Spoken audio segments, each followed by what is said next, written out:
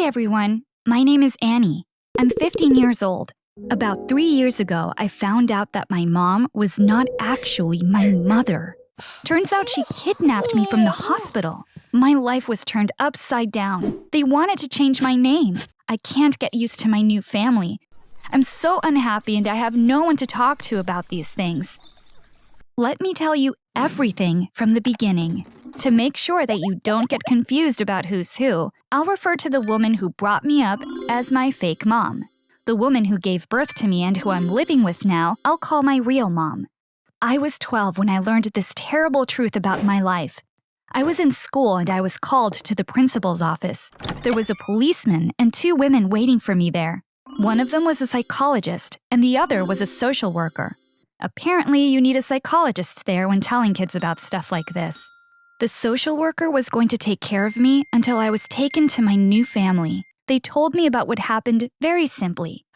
The people who brought me up weren't my real family. The woman who I thought was my mom had stolen me from my real mom. I was going to be taken to my real family as soon as possible, and I was going to live with them from now on. My whole life changed at that moment. My real family lived in another city. A few days later, the social worker took me to meet my new family. I went from being a single child to having a brother. My real mom is a cashier at a convenience store. She couldn't get time off work, so we met her at the store. She started crying when she saw me.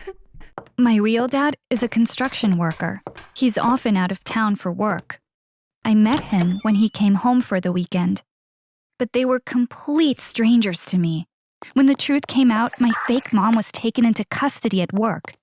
My fake dad was picked up from home and taken to the police station. After the initial interrogation, my fake mom was arrested and taken to jail. My fake dad was released because he thought that I was his real daughter. So you see, my fake mom tricked him too. Here's the most exciting part.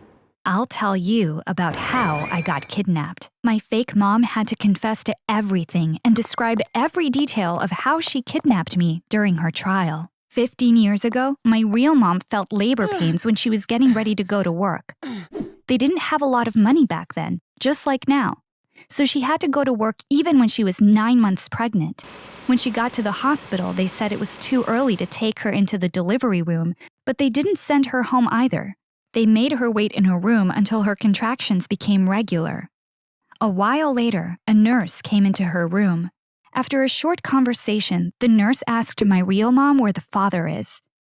"My husband is working in another city. He'll probably come tomorrow," she said.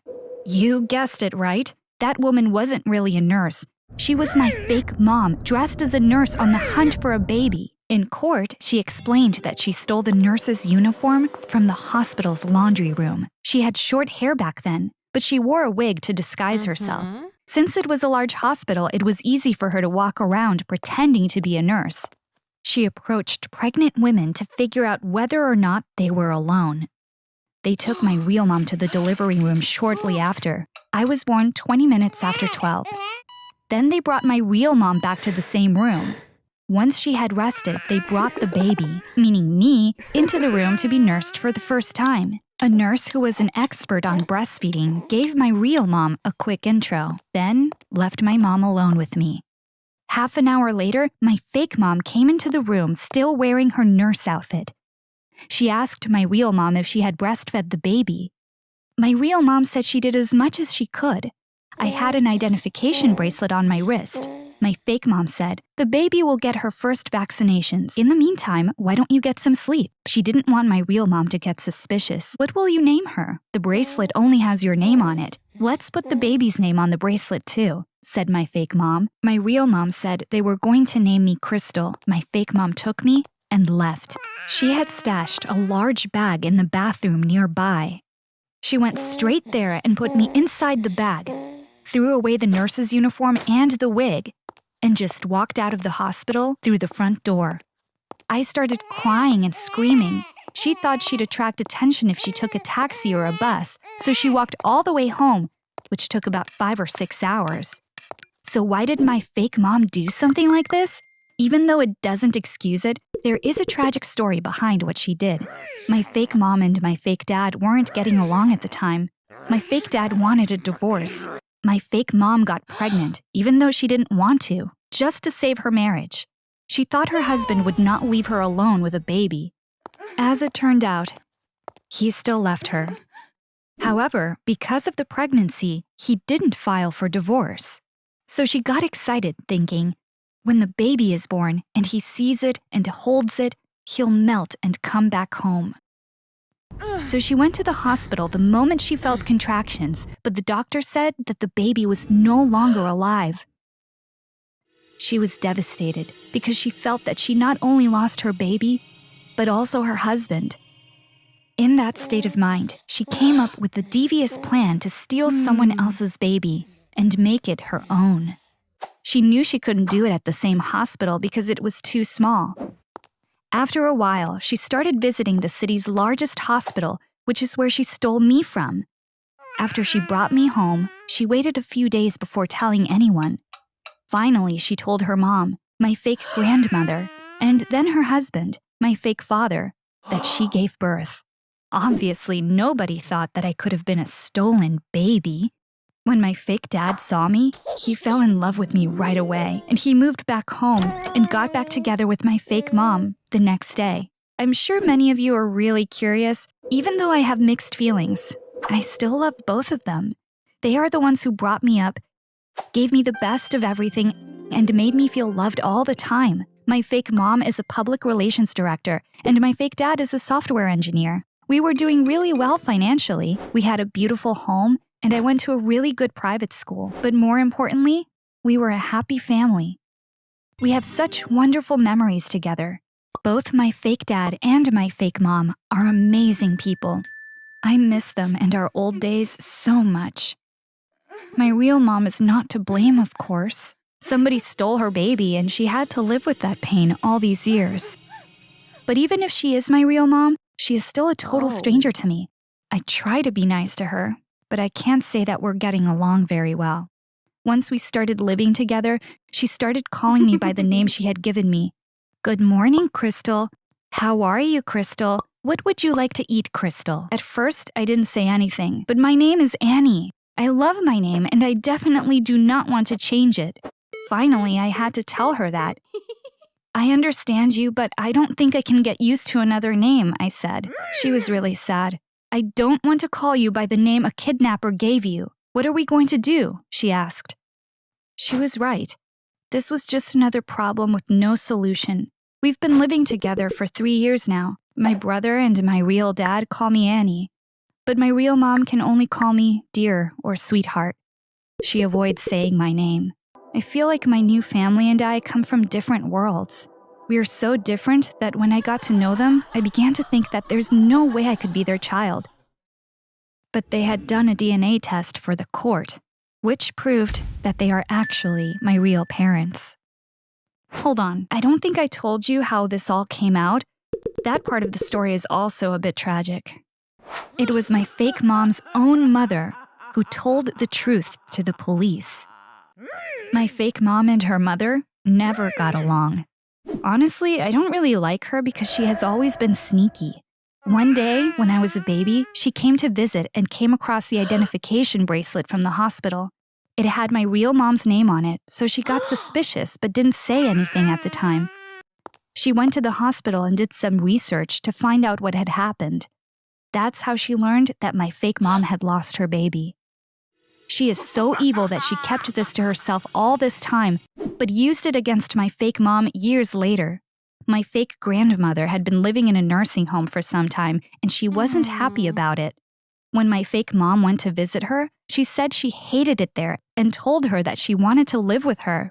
But my fake mom said no. They had a huge fight, and my fake grandmother called the police and told them everything to get revenge. Right now, I'm not allowed to see my fake family. I mean, my fake mom is in prison and she'll be there for another 4 years. She may not be my biological mom. She may have stolen me, but she's the one who brought me up. I told you, I miss her a lot, and I'm sure she misses me too. I'm so confused. I don't feel anything towards my real mom and dad. I feel bad saying this, but I feel like I had a better family and lived a nicer life thanks to my fake mom. I wish the truth never came out. I wish I could go back to how things used to be. But there is nothing I can do. I have to focus on my future. I'm waiting until I turn 18. I'm going to leave my real family as soon as I can. I want to live with my fake mom when she gets out of jail, no matter what it takes. I won't accept anything else. I've been referring to her as my fake mom, but I don't feel like that at all. To me, she is my real mom, and I'm her one and only daughter. Hey everyone, I'm Riley. Unfortunately, my family broke up because of me. I had to make a really important decision. I thought about it long and hard, and I think I made the right choice. But I'm still not 100% sure. Put yourself in my shoes when you listen to my story. What would you have done if you were me? I knew that my mom and dad were having some problems. This was all because of my mom. She couldn't tolerate my dad at all. She snapped at him every chance she got. My dad is a very easygoing person. I've never heard him say anything bad. He's good to the point of being naive. That's why I couldn't accept my mom's behavior toward him. But I could see that my dad loved my mom despite everything. One day, when I was looking at my mom's Instagram posts, I realized that someone that I didn't know had given likes on all her photos. I thought that was very strange. The man's account was private, so I couldn't see who he was. My mom stopped working when I was born. So her social circle consisted of her friends from university and the mothers she met through my school. But it looked like my mom had an admirer. As far as I could tell from the tiny profile pic on his account, he was quite handsome. I Googled his name, but nothing came up. I didn't want to ask my mom about it, but I was really curious about what was going on. Whenever my mom would post a new photo, I'd check if the man gave a like to it. I noticed that he never missed one. I realized something else as I looked through her photos. She had stopped posting photos that we took together. The last 15 or 20 photos were just of her. One day, while she was busy in the kitchen, I came up with a plan. My dad was still at work. My mom's phone was charging in the living room. She came to check something on her phone and then went back to the kitchen. I grabbed the phone before the screen got locked. My heart was pounding like crazy. I opened Instagram and looked at her messages. Just as I thought, there were tons of messages between her and the man. I looked through them. Most of it was pretty casual stuff. As I was scrolling down, I saw one message where the man said, "I miss you." She replied, "Me too, but please don't write stuff like this here. My phone is always lying around at home." I got so annoyed with her. I checked out the man's profile. All of his photos were from the gym. He was either a gym junkie or a personal trainer. Turns out my mom was cheating on my dad with this guy. I cried for a long time in my room. I felt so bad for my dad. This was the worst thing she could do to him. I decided that I had to talk to my mom about it. I called her and asked her to come to my room. "Are we communicating by phone in the house now?" she said as she came in. My eyes were swollen from crying. She panicked and asked, "What's wrong, Riley?" And I started crying again. I told her about what I had seen. She didn't deny it. "You're old enough to understand this. I'd never loved your father. Our families pressured us into getting married. I was too young to say no. But I haven't had 1 second of happiness in this marriage," she said. "Then you should have gotten a divorce. Why did you stay married?" I asked. "Because you were born, and I didn't want you to grow up without a father," she said. For a moment, I almost felt what she did was justified, but then I thought of my dad and got really angry. I was about to say, "My dad is a really good person. You shouldn't have done this to him," but she stopped me before I could say anything. "Do you think your dad deserved to be with me? He's a pushover. I've been putting up with him for years. Don't you dare defend him. I want to live my own life from now on," she said, and left the room, slamming the door. I was so angry that she was so comfortable with all of this. So what was I supposed to do? Was I going to be part of this lie? At first, I calmed myself down and thought for a long time. I finally made my decision. My dad should know that my mom is cheating on him, and I had to be the one to tell him.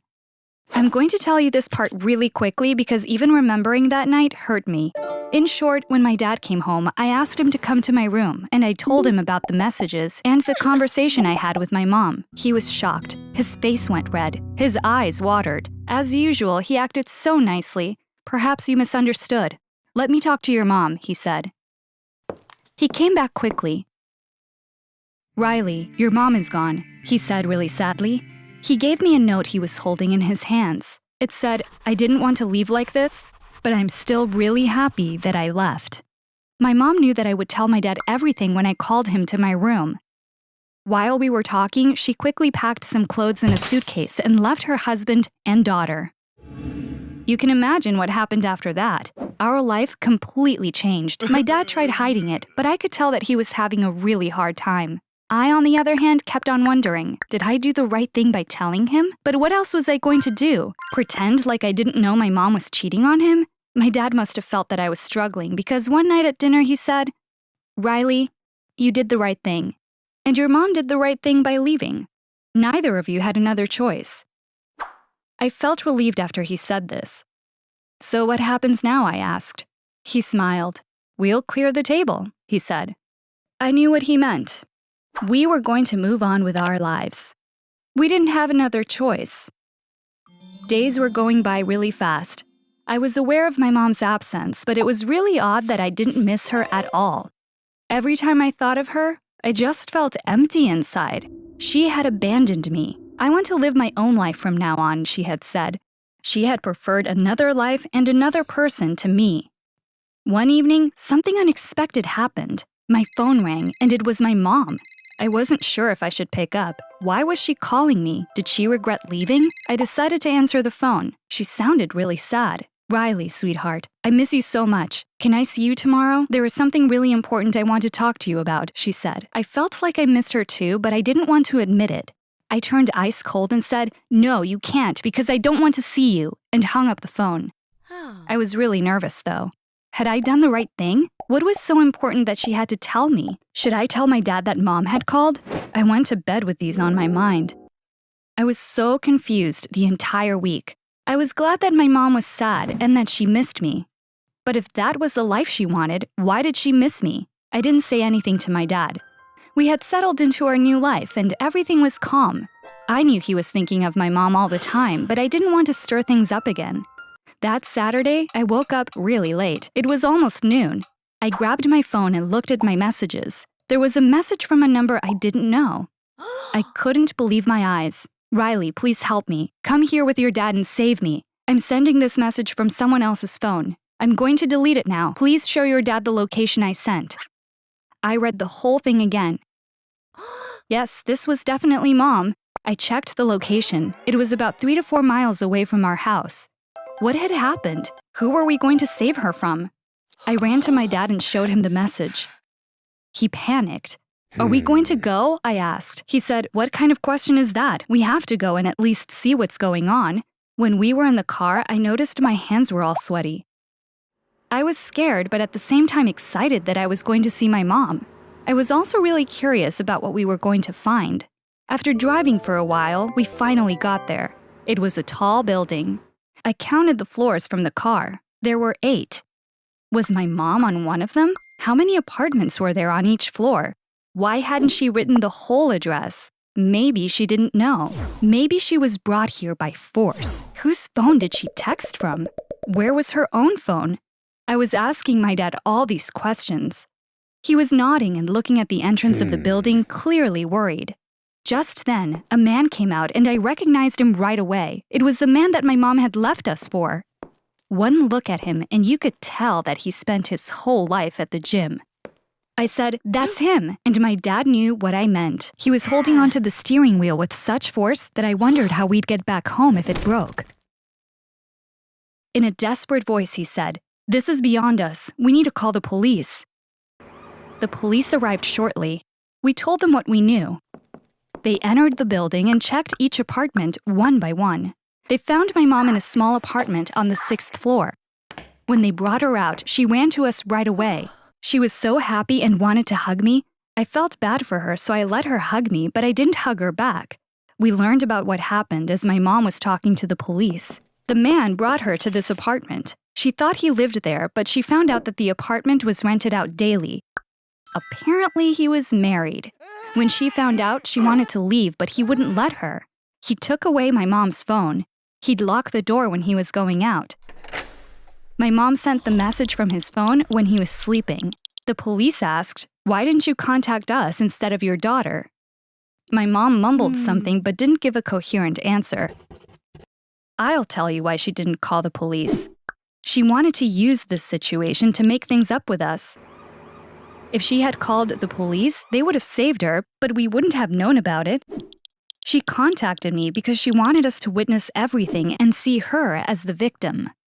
According to her plan, we'd pity her and forgive her. If she had been planning all this, she must have really wanted to win us back. But would she have wanted us back if that man was single? Of course not. She would keep on living the life she wanted with that man. But when things didn't go her way, she wanted to take advantage of her bad situation. The next day, Dad and I went back to our calm life. A few months later, my parents got divorced. I obviously chose to live with my dad. My mom has the legal right to see me, but she doesn't have the guts to do it. Because she can imagine the things I'll tell her, and she's scared to hear them. Hi everyone, I'm Naomi. I know all kids love their mothers, but I really loved mine. She deserved all the love in the world and more. It was bewildering how kind she was. I believe she was sent to this world to show others how to be a good person. When she completed her mission, God called her back. She had cancer, but I didn't know it for a long time. My parents hid it from me. I thought she had been visiting my grandmother for a while, but she was in the hospital. One day, my dad picked me up from school and took me there. I was shocked to see my mom in bed. She looked so sick, and yet she was smiling. But she had a hard time speaking. I had to lean in very close to hear her. Naomi, my sweet girl, unfortunately, I won't be around much longer, but I'll keep loving you. Always remember that. I asked your dad to find someone else to marry because you're still so young. You need a loving family to grow up in. Please love your new mother. Be a happy family. That's how I'll be at peace. It's all I'm asking of you. This is how my mom said goodbye to me. She died a few days later. I was really sad, but I was also in a state of shock. A week earlier, I had my beloved mother with me, and now, when I was just 13, she was gone. It took me a while to believe it, but eventually I realized I had no choice but to accept this reality. One day, a few months later, my dad came up to me and said, "Naomi, we're going out for dinner. I'd like to introduce you to someone." He looked sheepish as he said it. He was looking at the floor. I couldn't help myself. "I don't want to meet anyone," I yelled. This time he looked at me. "Sweetie, I promised your mother that I would bring you up in a loving family. That was your mom's last wish. Please understand me," he said. I nodded in desperation. He was right, since she had told me the same thing. That was the day I met Cora. She was my dad's friend from college. They weren't very close back then, but had reconnected through Facebook. She was divorced and had a daughter around my age who was living with her dad. That fact alone should have been enough to tell me that she wasn't a good person. How could a mother leave her daughter? How could she let her live in another home? I didn't think about that at first. In fact, I liked her. She seemed affectionate and interested in me. She asked me a ton of questions to get to know me. She was also really funny. I laughed so hard that night that my face hurt. On our way back home, my dad said, "You like her too, right?" I smiled and nodded. "You don't have to love her like your mom. Not that it's even possible. All I'm asking is that you give her a chance," he said. I don't know if he would have listened to me if I'd said I didn't like her, but I still regret being so positive about her. After that, things moved really quickly. They got married, and Cora moved in with us. Now I had a stepmother. Both my mom and my dad wanted me to love her, so I resolved to try my best, especially for my mom's sake. However, I quickly realized that this wasn't possible. Cora was like the evil stepmother in fairy tales. Every day I would discover something new I didn't like about her. For one thing, she was a control freak. She didn't want the door to my room to be closed. Whenever I closed it, she'd open it. Finally, she made my dad remove the door. The excuse was that the door had to be painted. It turned out that she was also really selfish. Her doctor told her to consume less salt or cut it out completely if possible. From that day on, she started cooking without salt. She wouldn't even allow us to have salt on the table. She said she'd be tempted to use it, and therefore we couldn't have any either. She also had weird obsessions. For example, she'd never use a public bathroom. She believed that she would get all sorts of diseases if she did. She wouldn't let me use them either because she said I'd be bringing the bacteria home if I did. A few times I had to pee so bad that I had to run home. One weekend, my stepmom's daughter Amy came to stay with us after my dad insisted. I was suspicious of her because of her mom, but I was wrong because Amy was nothing like her. It turned out that she was super cool and we had a great time. I think Cora didn't like that we got along because she kept on asking me to do chores while Amy and I were hanging out. For example, my dad always takes the trash out in the evening, but for the first time, she asked me to do it. My dad will do it later, I said, but she mumbled something like, do it now so that it doesn't smell. This was just one example. There are so many other things. She made me water all the plants. She made me clean the bathroom after she took a shower. She made me go out to the store to buy batteries for the TV remote and stuff like that. We were surprised each time. Amy knew her mother much better than I did and said, you never know what to expect from her. I'm sure she has her reasons, but only she knows what they are. My stepmother kept on treating me the same way in the following days. I didn't understand why. The only thing I could think of was that Amy and I got along. I thought she probably got jealous because she didn't get along with Amy, even though she's her mom. You're going to make our bed in the mornings, she said, but I protested. Why?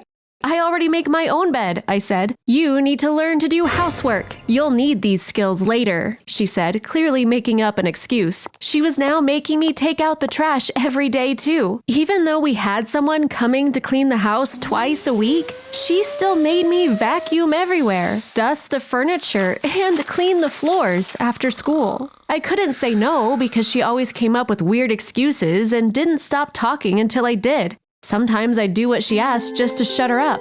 These were acceptable to a certain degree. The last straw was when she told me to wash her car. I won't wash your car. Who do you think I am, your personal maid? This is way too much, I yelled. She started crying right away. I didn't know how to react. This grown woman was crying like a baby. I ran to my room. If my room had a door, I would have slammed it. Cora cried nonstop for hours. When my dad came home, her eyes were swollen. He was surprised and asked what was wrong. Nothing, she said, acting like she didn't want to tell him. My dad kept on asking, so she finally gave in and told him what was wrong. Apparently, I was treating her like an enemy since the day she moved in. I was being rude to her when she spoke to me. I was trying to come between her and my dad. I could clearly hear everything she said. She was making up all sorts of lies, but she put me in such a terrible position that if I told my dad that she was lying, it was as if I'd be confirming all that she was saying. My dad came into my room hours later. He just said, I didn't expect this from you. My stepmom twisted everything, so denying it would have made me sound bad, so I didn't say anything. The next day, when I came back from school, my stepmother held out the keys to her car, smiling. Wash my car if you don't want to disappoint your dad again, she said. I did it, but I was so angry that I cried. I didn't want her to make up new lies to my dad. As I was washing the car, I got an idea. If I logged into her social media accounts, would I find something in her messages that would help me? After washing the car, I took out the trash, cleaned the bathroom, and took out the laundry from the washing machine. After a bunch of other chores, I went to my room and called Amy right away. I told her what was going on. I need your help, I said. She said she'd be happy to help. Do you know your mom's Facebook password? Any guesses? I asked. If she's still using the same password, it's the first 2 letters of our dog's name and her old car's license plate number, she said. She spelled it out and I wrote it down. I was shaking with anxiety. I opened my laptop and entered my stepmother's email address and the password that Amy guessed, but it didn't work. Then I had another idea. I ran out and checked the license plate number of the car I had just washed. I came back and entered the new number. Bingo! I was in my stepmother's Facebook. I quickly opened her messages. There was a long conversation between her and her sister where she described in detail all the things she made me do, everything she told my dad, and how she manipulated all of us. These messages were enough to show who she really was. There was also a message from her ex-husband. Her ex, who is Amy's dad, had written, "Start living an honest life. If you get caught again, I won't do anything to help you out this time." He was a lawyer, so Cora must have been involved in some criminal behavior. I didn't know what it was, though. You can guess what happened afterwards. When my dad came home, I called him to my room. I know it was wrong, but I had no other choice. You need to read Cora's messages on Facebook, I said. My dad sat calmly and read through everything. He didn't say anything. He just took down some notes and made screenshots. Then he kissed me on my forehead and left. A while later, I heard the front door close. I guess my dad didn't want to have this conversation at home. He and Cora went out. When I went to bed, they still weren't back. When I woke up, Cora wasn't at home. While I was at school, she packed her stuff and left. I never saw her again. Naomi, this was all my fault. I'm really sorry. I think we dodged a bullet. I talked to Cora's ex-husband. Turns out she really is a psycho. Terrible things could have happened to both of us. Thankfully, she can no longer hurt us. We'll get through this together, he said. Since then, my dad and I have been living happily in our home with my amazing mother in our thoughts.